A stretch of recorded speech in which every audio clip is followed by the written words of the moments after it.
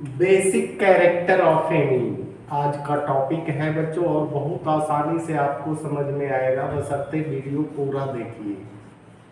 Basic character of amines, और इससे ज्यादा क्वेश्चन क्रिएट होता है बच्चों, है ना। कहता है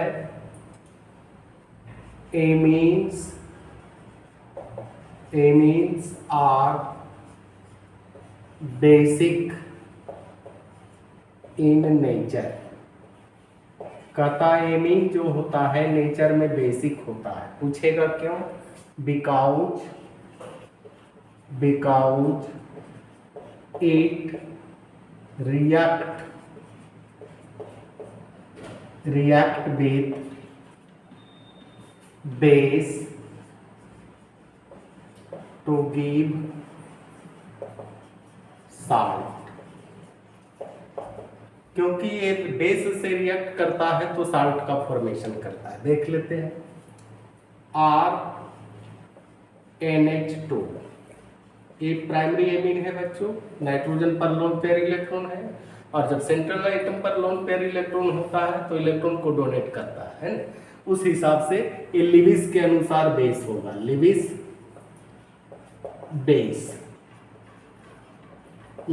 बेस, और इलेक्ट्रॉन को डोनेट करेगा, इसका मतलब है न्यूक्लियोफाइल ऐसा वर्क करेगा, न्यूक्लियोफाइल। अब यहाँ बच्चों हम लोग कोई मिनरल एसिड को लेते हैं HX, रिवर्सिबल रिएक्शन होगा। अब ये क्या करेगा? अपना लोन पेयर इलेक्ट्रॉन इसको देगा, उस स्थिति में X जो है इलेक्ट्रॉन को खींचेगा, यानी NH3 पर प्लस X पर माइनस, ए जो है बच्चों बन गया साल्ट। अब हम लोग ये राइल कंपाउंड को लेते हैं, यानी ये रहा आपका एनिलीन लिख दीजिए, एनिलीन। इसका रिएक्शन हम लोग मिनरल एसिड यानी HCl से करवाते हैं। सेम कंडीशन है बच्चों, इस पर लोन पेयर इलेक्ट्रॉन है, ये लोन पेयर इलेक्ट्रॉन हाइड्रोजन को देगा, ये क्लोरीन अपना इलेक्ट्रॉन वापस लेगा और ये बनाएगा C6H5 यानी NH3 पर प्लस Cl पर माइनस। इसका नाम है एनिलीनियम क्लोराइड, जो कि साल्ट है। अब बच्चों यहाँ थोड़ा सा ध्यान देंगे, अगर इस साल्ट को बेस के साथ रिएक्ट करते हैं तो पुनः एमाइन का फॉर्मेशन हो जाता है। यानी जैसे NH3 पर प्लस है, X माइनस है, इसका रिएक्शन करवा दीजिए NaOH के साथ, है ना। तो ये बन जाएगा RNH2 plus NaX plus H2। कितना आसान है बच्चों। चलिए, कहता है सेंट्रल एटम पर लोन पेयर इलेक्ट्रॉन है तो लिविस के अनुसार बेस होगा। अगर बेस को वाटर में डिजोल्व कर देते हैं और OH आयन देता है तो ये आर्हेनियस के अनुसार बेस कहलाता है। बच्चों हम लोग देखते हैं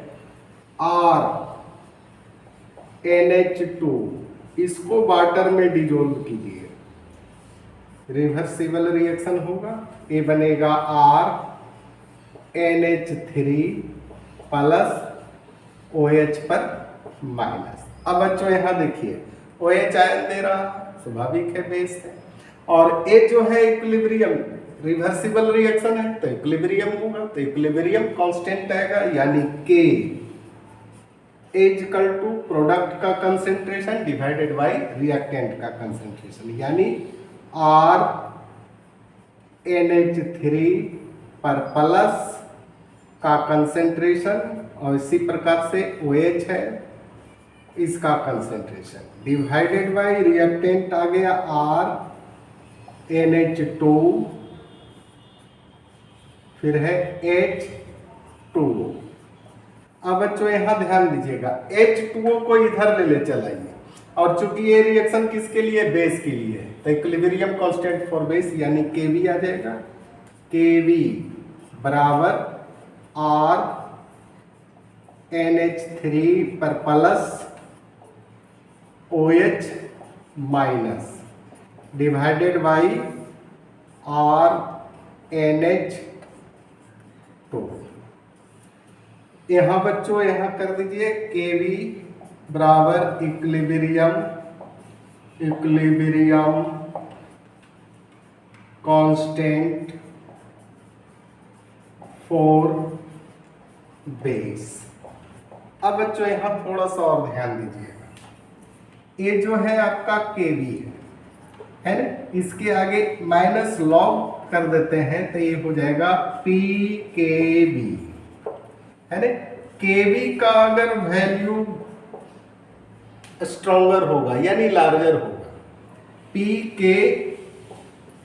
PKv का वैल्यू स्मॉलर होगा है ना, उस सिचुएशन में स्ट्रॉन्ग बेस होगा है ना। तो यहां लिख लीजिए smaller the value of PKb